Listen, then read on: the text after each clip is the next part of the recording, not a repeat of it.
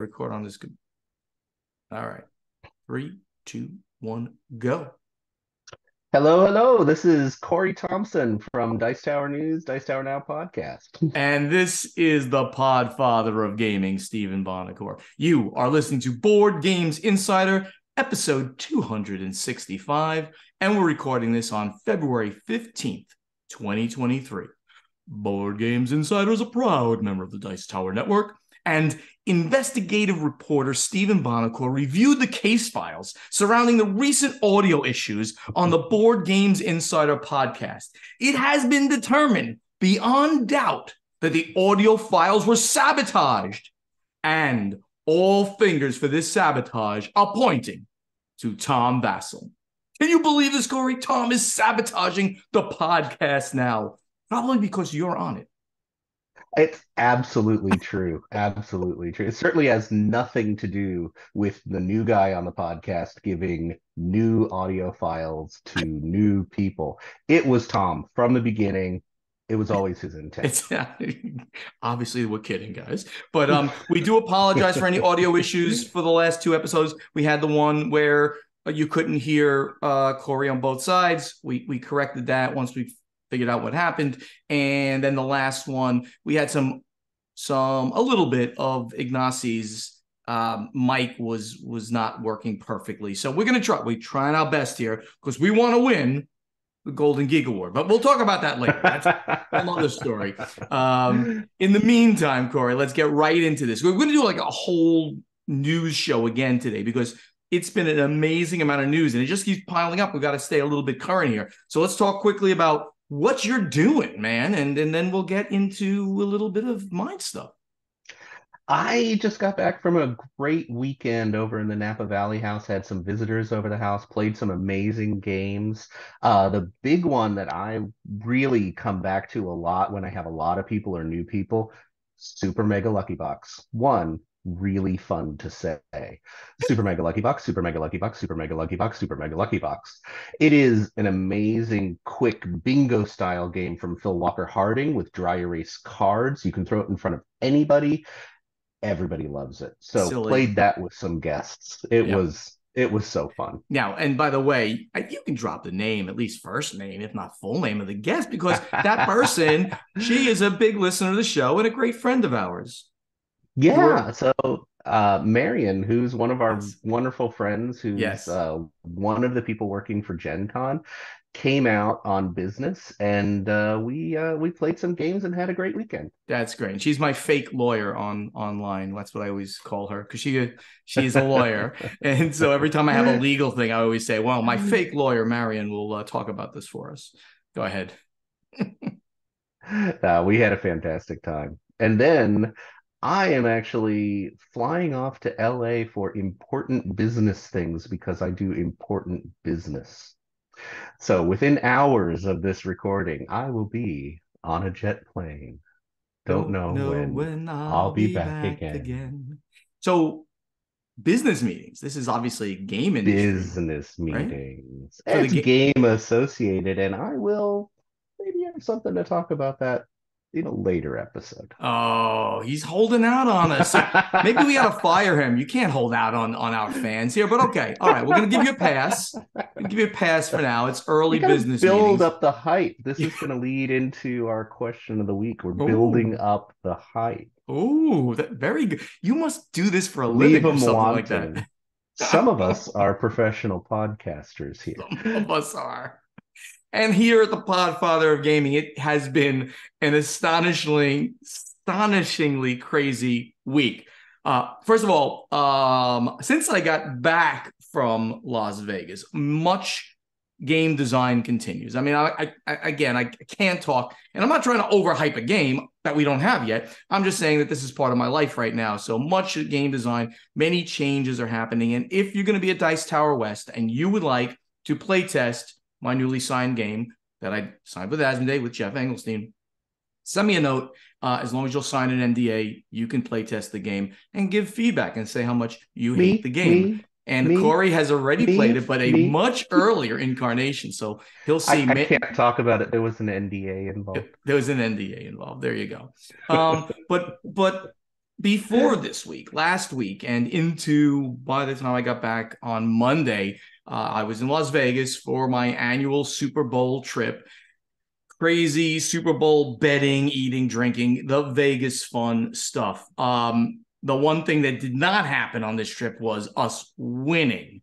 If the Eagles had won the game, we as a group would have made some pretty good money because the one bet, of course, and that was kind of the largest of our group bets, was the Eagles to win. And of course, they were winning for, all but the last minute of the game. So it was sad. Now, if the Eagles had won, my brother would have won stupid amounts of money. And anybody who wants to see that story, you should go over to the Podfather of Gaming group on Facebook, sign up for the group, and read the story of there's an article that was written about my crazy degenerate gambling brother, written by like a blogger, an online sports betting site.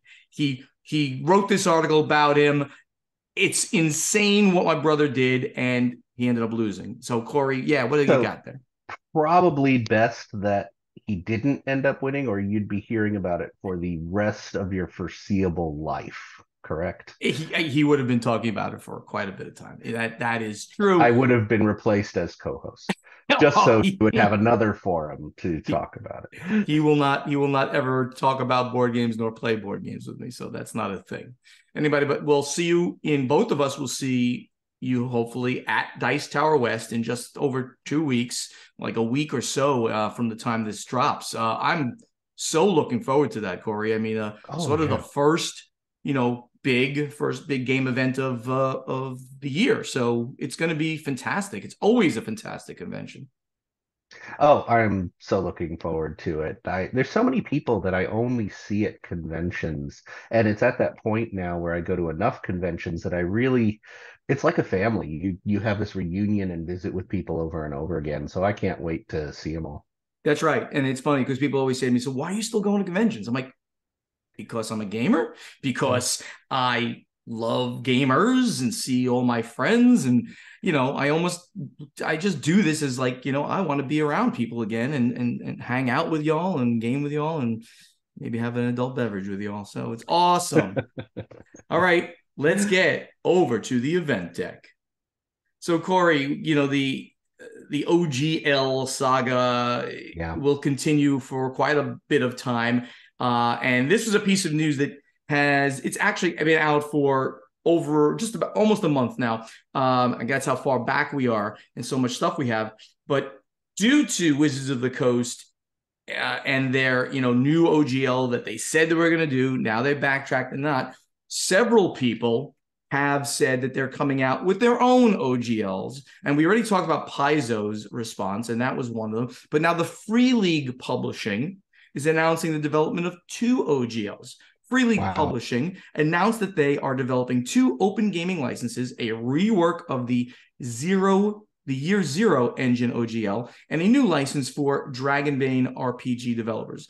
The announcement of these 2 OGLs being sent into development is in response to Wizards of the Coast D&D OGL 1.1 leaks, which caused a great deal of strife amongst members of the RPG community. So, in essence, companies like Free League, and by the way, just to give context, Free League is a Swedish company who have become one of the major players on the RPG scene. Corey, are you familiar with them and their products? Just by name. They certainly have a reputation, and I hear about it. I have to admit that role-playing games, especially modern role-playing games, are one of my blind spots. I'm trying to get into it more and more. I've been given a couple interesting newer modern RPGs like Thousand Year Vampire, Fiasco, which isn't that new, but it's new to me. But I know of them. I don't know exactly their products. So besides the ones that I just mentioned, their current new big game is the One Ring RPG, and it's a second edition that they came out with. And I've seen your copy of that, and that is a gorgeous production. I backed it on Kickstarter, and I got the whole thing. It is beautiful. The high level, had this nice bound core rule book. It's beautiful, and I literally look forward to starting up a session, campaign done in, you know, in this universe, obviously Middle Earth, and using their system. So the OGL saga does continue, even though we've reported last week that Wizards has backed away on, you know, for most of what they were going to do. Now we don't normally put out a lot of news about specific game releases, but when something is very, very, very big release, we do talk about that. And that's Lookout Games is releasing Agricola, 15th anniversary edition, a deluxe version of the Uwe Rosenberg game. Asmodee Studio Lookout Games will mark the 15th anniversary of Uwe Rosenberg's farming game Agricola with a deluxe $140 version. Good news for anyone who has tried to repack their copy. The deluxe reissue contains an organized inlay for quick setup and repacking, as well as a box for card decks, all within the redesigned box. Corey, what's your relationship to Agricola? And I don't mean that in any weird way, but like for me, I had a relationship to this game we when it first dated came once out. in college. It's really there was some drinks, there was some farming, you know, things went there. No, I've played a lot of Agricola. I like it a lot. There's always the eternal debate about Agricola versus Caverna, and people go back and forth over which they like best. They're very similar. But I think they're both fantastic. Agricola has that random element. It's got the cards with the professions, and they add just kind of a chaotic zing to the whole farming feed your people kind of thing. I haven't played it in a while, but this 15th anniversary is, you know, really kind of sparking my interest. I want to play Agricola again. The new production looks fantastic. I mean, almost 300 wooden bits in there in organizers, 400 cards. It's got two of the major expansions in there. And as you recall, the expansions all have German titles and they're actually lettered. There's the A set, the B set, the C set by the first letter of the name of them. So the new edition has the A and B expansions and a bunch of promos. It just looks fantastic. Looks fantastic. My relationship with Agricola was from the beginning, and I you know, it was one of those, wasn't one of the games that got me into the hobby. Obviously, I was in it before it came out, but it became the #1 game on Board Game Geek. It had done so well for so long. It was a core staple of my group playing. And this is an interesting thing. Do you remember Agricola actually won Spiel des Jahres? And Oh yeah. Agricola is a heavy game. So it shows you how different the Spiel des Jahres, I should say it a little bit better, not perfect, has changed from Yeah. a heavy games on some level to now the very light games that we see. And of course, they introduced the Kenner Spiel des That's Jahres. what I was going to say is remember there was no Kenner Spiel when Agricola Right. won Spiel. There Right. was a Spiel recommended, which they would reserve for titles that were too heavy for Spiel. And I think Kenner Spiel is relatively recent. Haven't done that for all that long. Indeed, indeed. So here's some sad news in the industry. Serge Lachette has passed away. Now, Serge is a noted great designer, and he's designed games with many people. Bruno Fedudi announced his passing on his blog. It's a very sad time. He had been sick, apparently, and not that people knew this, or not It many people sounds knew like it. he hid it. It sounds like almost nobody knew that he was ill, and it was a surprise to the industry. I don't know how much of a surprise it was to his close friends, but the rest of us just had no idea. And of course, Serge is famous for Shadows over Camelot, and recently for Nidavellir, which is an absolutely fantastic title. In fact, the third expansion for Nidavellir just dropped, the Idavol expansion. So we've got mixed feelings playing this wonderful game that he brought into the world, but also, you know, thinking about Serge. Yeah, very sad. Rest in peace, Serge. Sorry, very sorry to see you go. The next one's also sad news. Corey, what are you doing to me with all this sad news here? This one is I'm sorry. on Yeah. the on the publishing front. Pearl Games has announced their immediate closing. Period. They shut the doors. They are in This bankruptcy. is Very no, no, sadly. no. This one, Pearl isn't closed. No. But we're Oh, did I jumping make a ahead. mistake? Oh, We're I jumped jumping in. ahead to another story. Oh, My another apologies. story. You're mixing up stories. Pearl Games, Sorry. which is the publisher. They've made so many great heavier Euro games, Ginkopolis, Selenia, Black Angel. They were under the umbrella of Asmodee, There we and go. recently they were dropped by Asmodee. So the future of Pearl was a bit in question.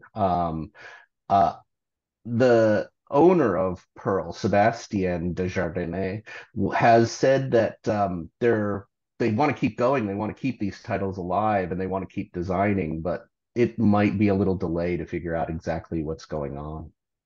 So yes, and apologies to everybody out there. I had messed up my stories there because the next one we will add in here is that Holy Grail Games is the one Yes. that is folding. And sorry about the two companies I got wrong.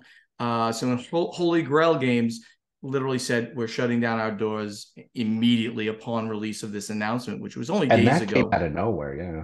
We Seems knew they were having a little trouble, but the announcement was really a surprise, especially since there were a few Kickstarters out there that may or may not finish. Yeah, it looks like they will not based on the announcement, though they've given some hope in this. They cite snowballing delays, increased costs, prices going up 10 to 20% of everything they were doing. The huge logistical challenge, we've talked about that time and time again on this podcast, all of the problems shipping and the costs of shipping things out of China being going so out of control. And this left them with no choice but to shut everything down. I got people coming to me and saying like, "So what does that mean? That means I'm not going to get my game." And I'm like, "Guys, yes, that's when you back a Kickstarter. This is your risk. A Kickstarter is not a go on a website Yeah, and boom, the game comes to you like Amazon or we was forget about it with a lot. yeah, It's not a pre-order system. not a You are contributing money for potentially having a game created, and yeah, it might not happen. But hopefully someone will pick up Holy Grail in their library. They had some great games out there: Caesar's Empire, Dominations, Museum, Rising Five. Um, if history has anything to say about it, when things like this happen, often another big publisher will come in and kind of swoop up some of the remains. They could do that and therefore help them, so to speak. They'll finish the Kickstarter and then they'll get their titles as compensation. So we'll see what happens. We may not have heard the end of that story. It is very interesting. Hasbro and Funko teaming up on 25th Yeah. anniversary Cranium. So Cranium is a game that I played a lot of as like the go-to party game a while back. One of the first And ones, yeah. right, remember that? It was like all over the place when it first came out. You were playing four different games, sort of. You selected which one you were gonna play. Yep. Um, and now I assume that Funko just wanted to do the game and Hasbro owns the license. I didn't get to see the entire way that this is all spinning out. Did you? There's a little more to it. So it sounds like Funko is going to be publishing things still owned by Hasbro. And back in the day, Cranium was also one of those titles that spun off a bunch of Cranium titles. Mm-hmm. So Funko actually has now the rights to put out four Cranium associated titles. Some are going to have additions, like the original Cranium is going to have more modern aspects. Cranium, one of parts of Cranium was trivia, and trivia, of course, dates. And the original Cranium was back in 2008.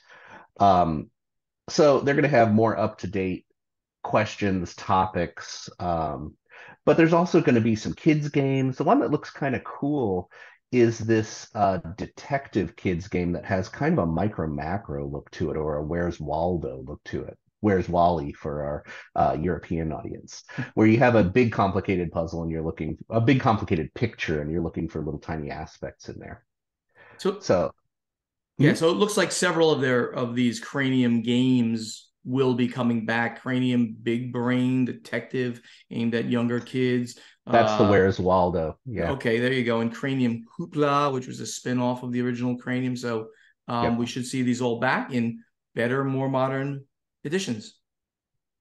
UK publisher accused of failure to pay employees on their own Kickstarter account. So this one was a wild one. On the Kickstarter account for this publisher, and the publisher's name is Inside the Box. Inside the Box, yeah. Yes, board games. Their own Kickstarter account all of a sudden had this posting, hey, pay your employees. And it named the guy and stuff like that, because obviously the employees, yeah, Peter, pay your ex-employees, Peter. All the employees apparently were fired, and they still had access to the accounts. And then they posted this. As of the writing of this article, there was no response from Inside the Box. So I don't know where this ended up going. The Kickstarter itself made over £1 million, and apparently fired all their employees, and people were still looking to get their back pay. There's a huge amount about it on social media. I've not heard resolution of it, and this is one of these ones where at least in the beginning, I wanted to believe that things would be resolved in an amicable manner, and it's turned into really an ugly kind of fight on social media. So I'm waiting to see what happens here. Mm-hmm. Indeed. So here's an interesting one. I didn't know about this award, the Academy of Adventure Gaming and Arts and Gamma. So it's two announcements, two different entities, two announcements. They announced the Hall of Fame 2003 awards, and it's two designers and a D&D artist. Gamma and the Academy of Adventure Gaming Arts and Design announced their Hall of Fame inductees for 2023. This year, there will be 3 individuals and 2 games added to the Hall of Fame. The 2 designers added will be Mark Rosewater and Martin Wallace. Rosewater will be inducted for his decades of designing Magic the Gathering, and Wallace for being one of the most prolific European board game designers of the current era. One artist will be inducted, Jeffrey Easley, for creating years of fantasy artwork for various games, including Dungeons and Dragons and Magic the Gathering. Gamma will also bestow a Rising Star Award onto Matthias Viggy, who for designing Arc Nova. Wow, okay, very cool. And the 2 games honored will be the 1829 and Cyberpunk RPG. 1829 is a classic Euro game and more or less the grandfather of modern train games. Cyberpunk RPG, launched by Mike Pondsmith in 1988, is a classic game that was adapted into Cyberpunk 2077. And the inductions will happen during the Origins Awards ceremony held Friday, June 23rd. I'm now remembering that they have these Hall of Fame awards that they announce early, and then if they can get the people there, they actually hand them the awards. So this is very curious. cool. Yeah, I'm curious if this one will stick. There's a lot of awards groups out there, and you'll hear random things about Hall of Fames and awards and a new award and this award, and some of them stick and some of them don't. And this sounds really interesting. Indeed. So Renegade Games, good friends of the podcast, good people, they're expanding their partnership with Hasbro. Now, listeners might remember that previously we reported that Renegade Games was getting the rights to republish several Avalon Hill titles that are part of Hasbro, such as Axis and Allies and Diplomacy, Squad Leader, and Robo Rally. And they're continuing to deepen this partnership. Now, Renegade Game Studios has expanded their partnership with Hasbro further by adding Sid Sackson's Acquire to their publishing catalog. Renegade continues to place more of the Hasbro board games under their publishing umbrella. This is a huge grab. Acquire, especially, gamers love Acquire. It's been around forever, and there's so many different versions of it. It kind of also follows the Robo Rally story, where gamers will fight over which is the best edition, which has the best component. So I'm curious if Renegade brings out a really glammed up one, if they've got some really nice components in there. It looks like they're going to put out a version that will feature the return of the 9x12 gridded plastic board with the plastic tiles that lock in, and the Yeah, classic theming of hotel chains. By the way, the Podfather of Gaming sponsored the Acquired tournament at the World Series of Board Gaming in 2022. So it's great to see, and this is on the schedule for 2023. So it's great to see this game coming back officially and fully. Renegade, I'm sure, is going to do a great job because they know the quality that gamers really want out of their hobby games. And this is a that's fantastic. classic game without a I'm doubt. really curious too. Every time this story comes up, you hear that Renegade got the rights to Squad Leader. I'm really curious about Squad Leader versus ASL, Advanced Squad Leader, and where those rights lie. I don't know the answer, but that's something that always sits in the back of my head when these stories come up. Well, I that is interesting. The games are not that related. I mean, I don't know if they originally were. Now, I this part of my knowledge, I probably should reach out to my buddy Chad, who is a huge ASL player. But Mm, I don't know their connection between those two games. You would think that they are literally the same designer and they just brought it from one system into the next. But ASL has been published continuously yes, by is it Minuteman Publishing? I forgot the group. I think you're right. I think I might be right. And that continues on, and that game still lives, and it's the most detailed Well, war it's game. Avalon Hill technically still, but ASL is technically Avalon Hill. yeah. And minute multi-man. My Multi-man. apologies. Multi-man Publishing. Um, so it's interesting, and yeah, now to see Renegade grabbing Squad Leader, which is the more basic but not basic at all Yeah. version. It's still an extremely detailed war game, something that most people in the modern era would not move toward. It's interesting to see it, but I'm mostly happy for all the other pickups that they did, which Oh are yeah, amazing. Robo Rally, absolutely. the Axis and Allies series, and now Because Sid's I know Axis that the Empire. community was a little disappointed in the most recent publishing of Robo Rally that the quality of those components were a little low. So let's see what Okay, happens. let's see. Now here's a near and dear to my heart. Aldo Giozi is leaving impressions. Aldo is a good friend of both Corey and I.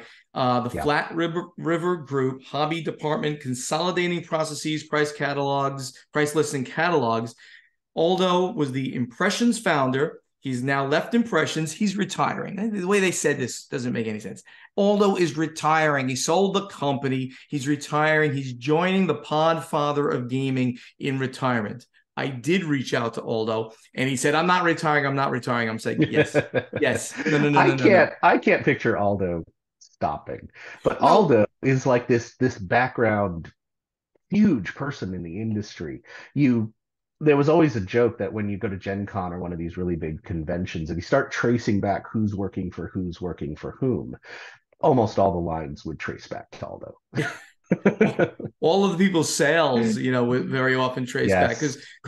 so his company Impressions that he started and ran for 20 years was huge. Is as a consolidator like PSI, they would take lots of smaller companies and then sell out to distributors across North America and the world.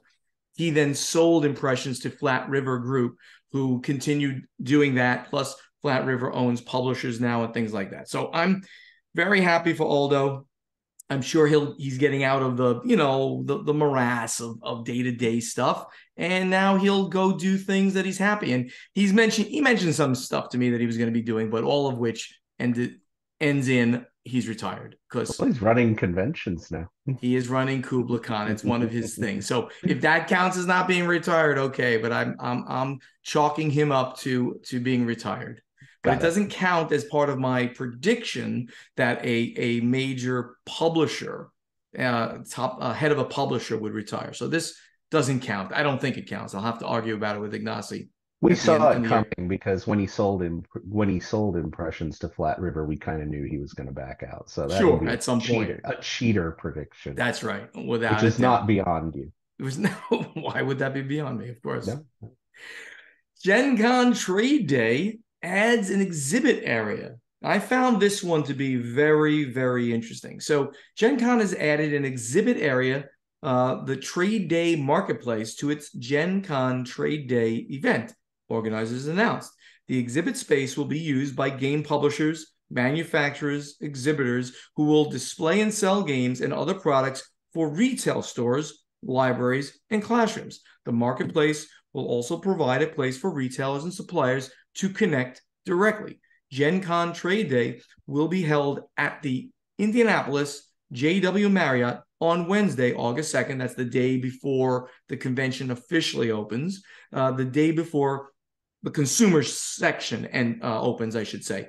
As in past years, in addition to Trade Day Marketplace, the event will include presentations on topics of interest to retailers, librarians, and educators. So I actually reached out to someone who is involved in Gen Con, and they gave me some information on it, but I don't know what these exhibitors have to do. Normally, this trade day just happened in the exhibit hall, and retailers would have to find who was part of it. It was not easy for the retailers, librarians, educators to really do much with regard to this trade day. But now there's going to be separate space about a half a mile away at the JW Marriott. So I'm interested in seeing how they're going to present themselves, how all of these exhibitors that want to be part of Trade Day will present themselves. I'm curious. This sounds a lot like the Essen Media Day that happens in one of the first days of Essen, where everybody will just present in a very short format, little, just here it is, this is what we've got, will present their new products for the show, which is fantastic for media, and I'm kind of biased on that side. It's nice to go into one room and go, here's all the news stuff. So I'm hoping that's what this is evolving into. I hope it is, and I think that's what it sounds like. So this one is an interesting one. I'm not sure if you put this here or Ignacy put this here, but I did. Good. So why don't you talk about this? So Whirligig Games, which is Cole Worley, the designer of Root and others for later games, but he has his own company, Whirligig, with his brother Drew. They're focused on historical games, and they had a live stream saying what's coming up in the next several years. And what I found really interesting is they were presenting games very, very early. They were actually presenting games that they themselves had not signed yet, even just that they thought were really cool and they were considering signing. Really? And I like this business attitude of these are really cool things. I primarily want these designers and companies to do well. We're looking at them. Let's tell everybody how cool they are.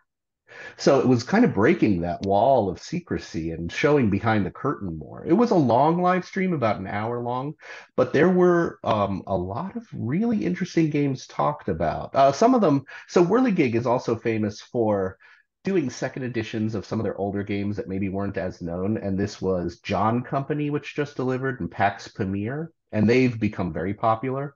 So there's a new one, Singapore, that they're looking at. And there's a new game, An Infamous Traffic, about the opium trade, which is going to be a really high quality second edition, just like John Company and all these. So are they trying to, don't use these words so specific, like hype up a game that they might sign to hear what people are saying about, like if people think that they're interested, so therefore they kind of gauge interest? Is that sort of where they're going with this? I felt more that they're doing this kind of for the good of the industry and just talking Okay. about things that are exciting them. I have no doubt that they have first refusal and things like that. But they said very clearly for the 4 or 5 games that they were talking about, they said, we have not signed most of these. This is interesting. I mean, that is a So very interesting way. It's a little bit almost like the way Jamie Stegmaier, constantly puts out information on his blog about what's happening inside his company and how his company is doing certain things. He tries to Yeah. demystify things a little bit like us as well, of course. Yeah, Steve Jackson too, just being very open about numbers and signing and what's going on in the industry. I thought it was fascinating. And it's a really nice live stream to watch. It's still up there. It's pretty easy to find. It's about an hour long. And speaking of Stonemaier games, Corey, see that segue? That's like a professional segue right there. Scythe sequel from Stonemaier Games. Corey, Yes. tell me, because I know you know a lot about this. Tell me about this. Oh my goodness, I don't know as much as you think I know. So, Is it called so Art Stories? no, no, Oh, no. That's oh, the world that it's in. So, okay, Scythe, of course, at one point was the record breaker for Kickstarter projects. It had the top money making for quite a while. Right now, it's Frosthaven sure. is the record breaker, but Scythe was huge, and so out of nowhere, Stonemaier posted that they are making the sequel to Scythe. It was available for pre-order immediately as soon as they posted the announcement, and it's called Expeditions. It uses that same world, is really what's going on. So um, I don't remember the name of the artist, which is driving me absolutely insane. So I am cheating and looking it up. Jakub Rosalski. Oof. And it takes place in the 1920 plus universe that has that iconic art with the mechs and the Russian fields and that combination of people working the land, but also giant mechanical beasts in the background. So Expeditions is a card-driven engine building game. It certainly has mechs.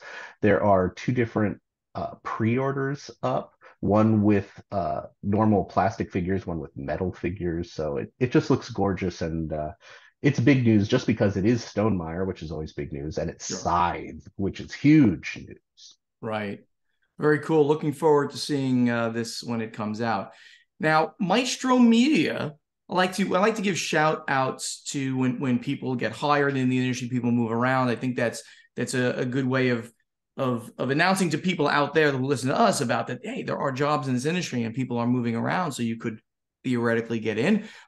They have announced Maestro Media has promoted one and added 3 designers. So Maestro Media has promoted Yeah. Lucy Martinez and hired Daryl Andrews, very good friend of both of us, John Gilmore, and Bobby West. Awesome, awesome people. The company announced Maestro Media is the makers of Edmund Macmillan's The Binding of Isaac tabletop card games, including Four Souls Requiem, which raised $6.7 million from Oh, it was a 47,800 backers. huge Kickstarter. Binding of Isaac is an indie video game that's been just beyond popular on every platform, computer game.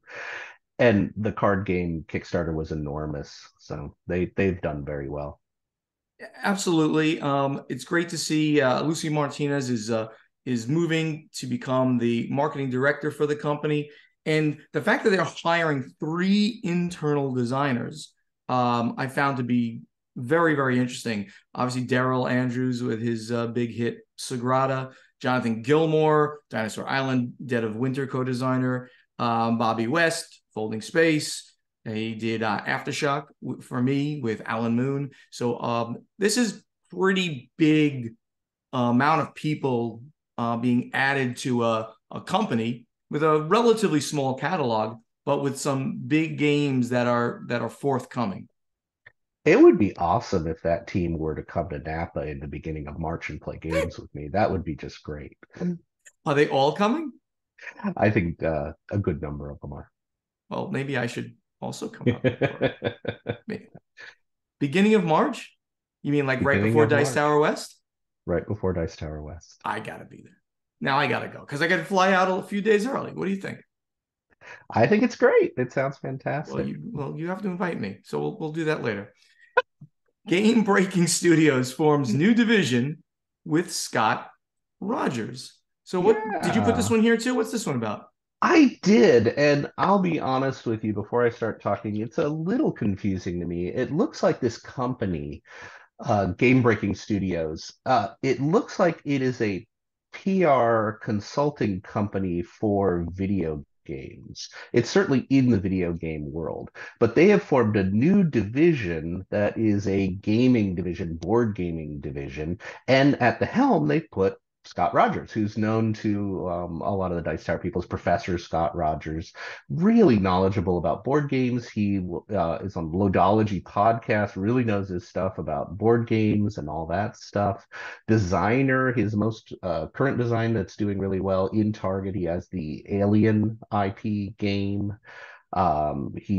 He's just done tons of games, so it's really cool that he's on this new company. I can read you that Game Breaking Studios is an LA-based company that specializes in making games, interactive media, and back-end services. We strive to create communities throughout games, the strongest community building force on earth. Our team has worked with the largest brands. It sounds like a PR company, a facilitator company. But I'm super excited for Scott for heading this new division. That is really awesome. So GW, that's Games Workshop, announces increases in prices, then increases them 3 times higher, then actually doesn't. Is that really what happened, Corey? I don't know this one. I didn't sneak this one in, but I know forever GW has kind of prided themselves as being best of the best. And historically, they've had a little bit of an attitude problem, and there's been a little conflict between retailers and GW about their prices and their attitude about them. It's certainly in the 80s and 90s, they had the attitude of, we make the best stuff. You're going to pay it and be happy about it. Yeah, I don't know. I think Ignacy must have added the story because it doesn't really indicate. He probably knows a little bit more about this. But the information that came out, and it just came out a few days ago. This is from February 6th. It indicated very specifically that they are increasing prices due to rising costs of production and shipping.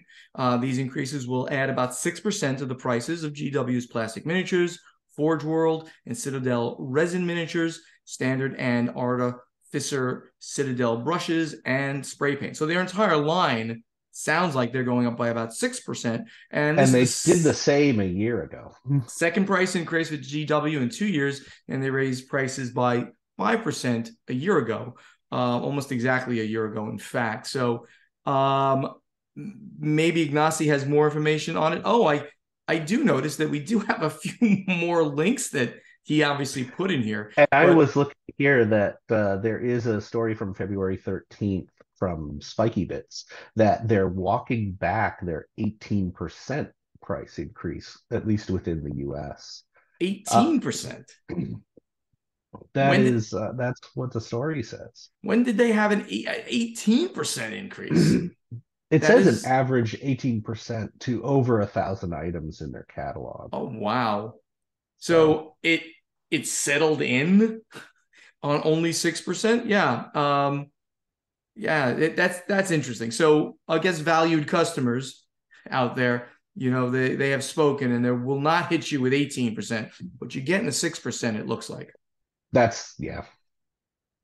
So in the ongoing saga of how badly is Hasbro doing, with the debacle around the D&D and OGL, of course, and also that Magic the Gathering was called an overproduced and not overproduced, an over monetized system. Bank of America has doubled down on a potential Hasbro stock crash as consumer confidence continues to drop amid very big concerns for both Magic the Gathering and D&D.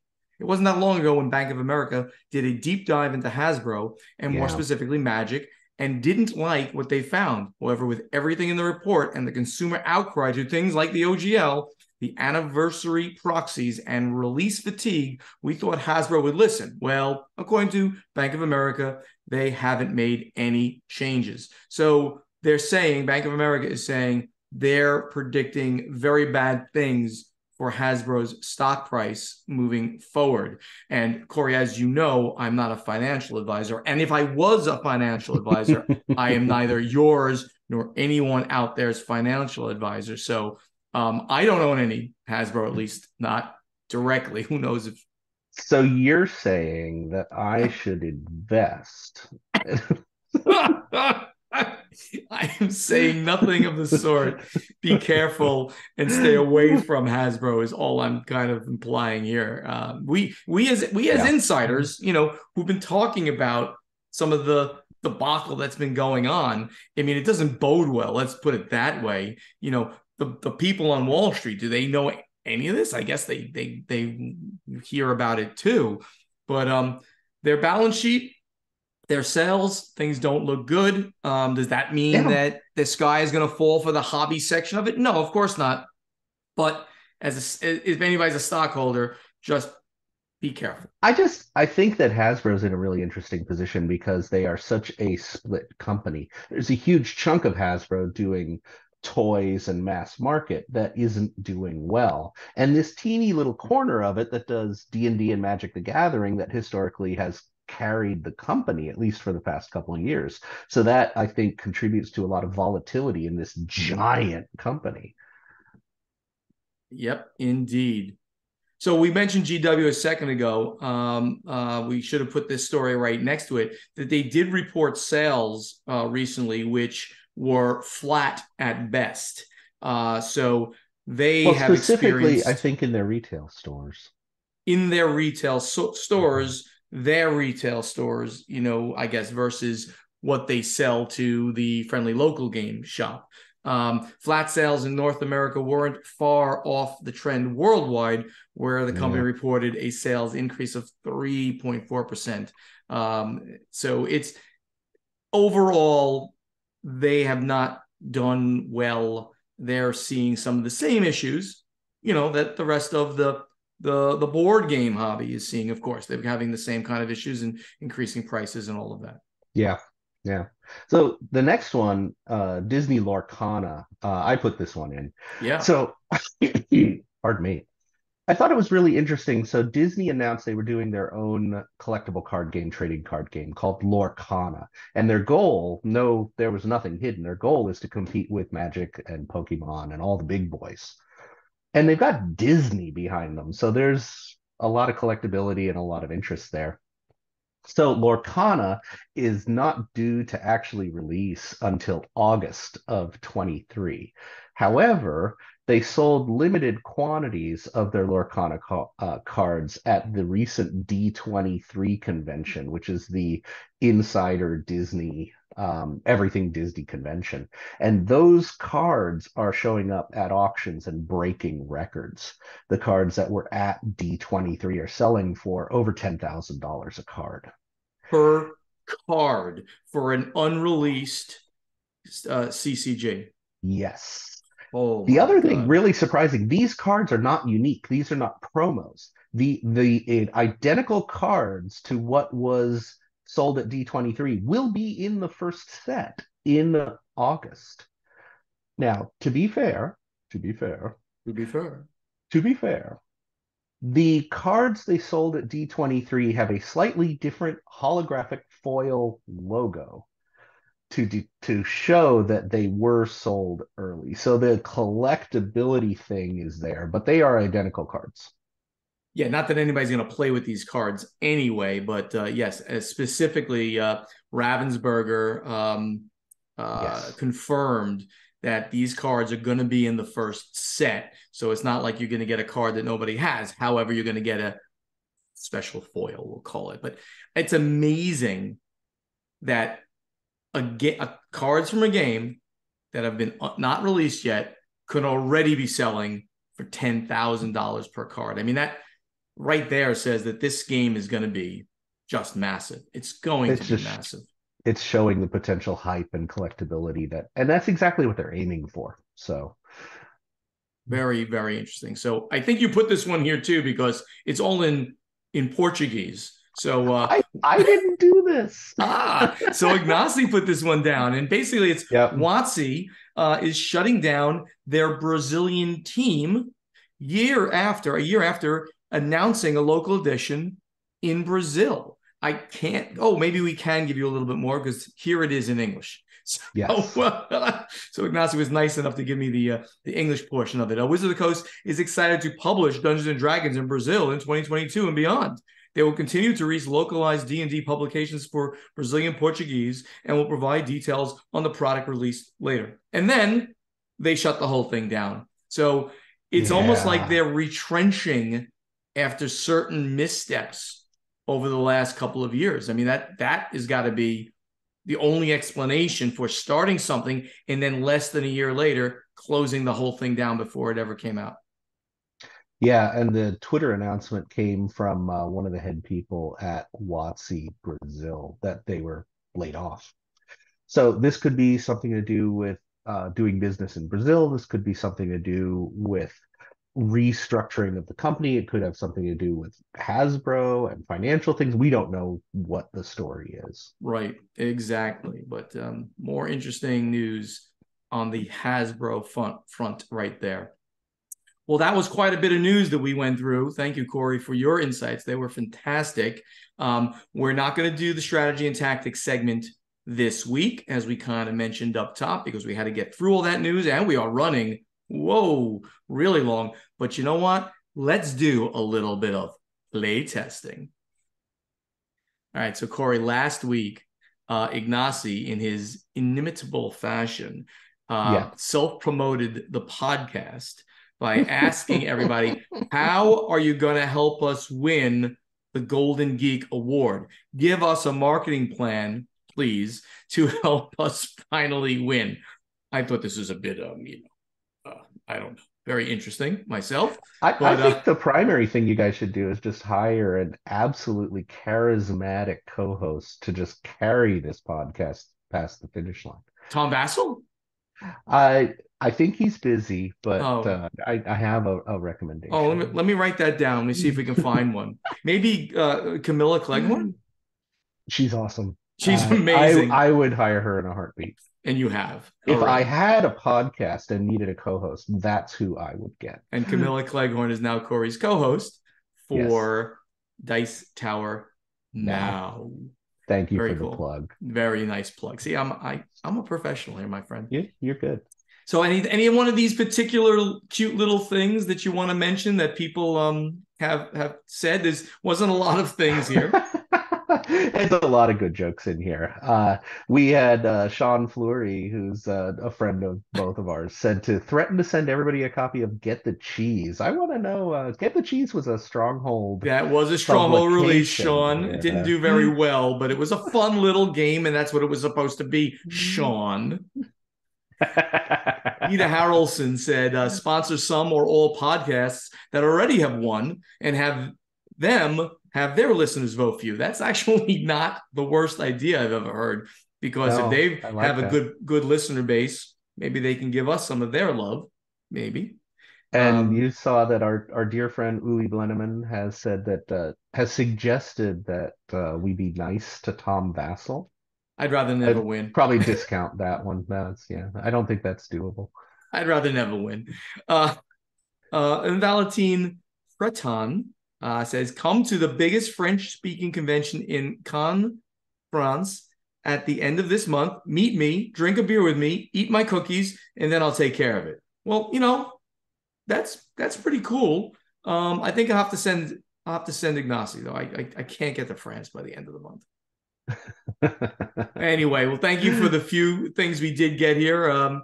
Corey, you are now on the hook since you're, our new co-host. I know. You have to now put a question up here. So what kind of question would you like to ask? So this is one that's just been kind of rattling around in my head. Board games take a really long time to develop, create, release. From conception and pitch all the way till it's in the store can be years, 2-3 years easily. So I'm wondering, how long before they show up in stores should companies start hyping a new game? Is there too early? Is there too late? Should there be any hype at all? Recently, what made me think about this is Phil Walker Harding released Monolith, and there was no hype at all. No one knew it was coming. It just showed up in stores. There was a similar thing with My Lil Everdell, which just showed up at PAX. Nobody knew they were working on it. No lead time. And then on the other side of that, some Kickstarters will announce they're going to do a Kickstarter 6 months or a year before the Kickstarter ever launches. Cool, Mini. And so, where does it lie? What do you think is the perfect amount of time to hype a game? When do you want to know that the game is in development? That's a great question. It's sort of like obviously two separate threads of an answer here. It's like, when should a publisher do an announcement, and when does the public, the gamer, want to hear about an announcement? And I don't know that those two answers are the same. In fact, I don't even know the answer to either one of those questions.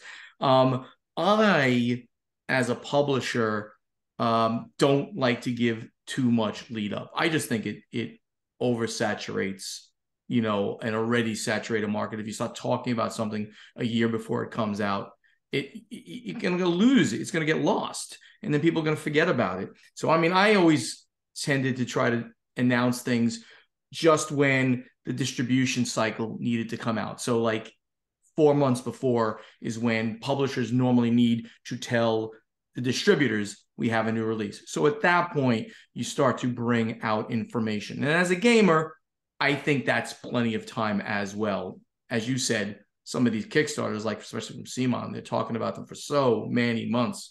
It's crazy. What do you think? I agree. On the news, I'm always kind of looking through social media and I'll see designers show an early prototype and say, this has just been signed. And I know it's going to be 3, 4 years before I see the game out there. I am excited to know about it, just my own curiosity. I want to know as early as possible, but I totally understand from a hype perspective and from a business perspective, there's definitely a too early. And I'm not so thrilled when these games just kind of pop up out of nowhere. It makes my job more difficult if all of a Yeah. sudden a game is released and I knew nothing about it ahead of time. So, There is certainly a lead time that everybody needs. A publisher needs it. The gamers want it. The news people want a lead. But it's always a very interesting idea of what is that lead time. So, everybody out there, we're asking you this question. How much lead time do you want? How much hype do you want? When should we start that hype train as a publisher? When do you want it to start? So, Steven has just created a new thread because Corey doesn't know how to do it probably, and Ignacy is not here. Corey I've doesn't just wanna. done it on our guild. So please go to our guild on BGG and find our playtesting thread for this question and post your answer to it. In the meantime, the final scoring. Thank you so much for listening. Help us spread the word about this podcast by telling your friends to download Board Games Insider wherever they like to get their podcast, or you can now watch Board Games Insider on the Podfather of Gaming YouTube channel. If you want to be part of this podcast, you can just ask us questions for our strategy and tactics segment, which will be coming back next week, by posting them in the correct thread in our guild on Board Game Geek. And also answer our question to you from the playtest segment by going to the guild on Board Game Geek and looking for the thread with this episode's question. Check out our websites, which are portalgamesus.com, podfathergaming.com, dicetowerdish.com, dicetowernow.com, dicetowernews.com. And we're all over social media. Interact with us, please, on Facebook. Please like our pages, which is /BoardGamesInsider, /PortalGamesUS, /PodfatherGaming. And do you have a Facebook page you want to promote, by the way? Nah, I haven't really been too big on Facebook. There you go. You can You can speak to... speak. Oh. No, I keep going. Don't worry. You can speak directly to Ignacy and Steven and Corey. Sort of, Corey. Yes, you've got a Twitter account here. So Twitter and Instagram, it's at PortalGamesUS and at Podfather Gaming, at Dice Tower Dish and at Dice Tower Now. And the very active YouTube channels are Portal Games Movies, Portal Games Gameplays, and the Podfather Gaming. On TikTok for Ignacy, it's Portal Games US. We'd really love to see you at a convention upcoming in 2023. So if you're going to be there, please find us, chat with us. We just live to be part of the gaming community with you. Board Games Insider is professionally edited by Joshua Bowman from Tabletop Submarine. If you want him to edit your podcast, please reach out to him to discuss at tabletopsubmarine@gmail.com. And that great voice you hear doing our intro, outro, and in-between segments is that of Ray Greenlee. He can be contacted to do voiceover work at raygreenleevoiceover.com. Any special news, Corey? Mystery meeting? Want to tell us what it was? Oh, mystery meeting. So let's just say that Corey is involved in a media video production company. Nothing distinct to talk about yet, but we are getting it all planned out and getting the first steps made down in LA today. Would this have anything to do, though, with the board game hobby? Oh, certainly. I wouldn't do anything not in the board game hobby. Really? And how come I'm not involved with this at all?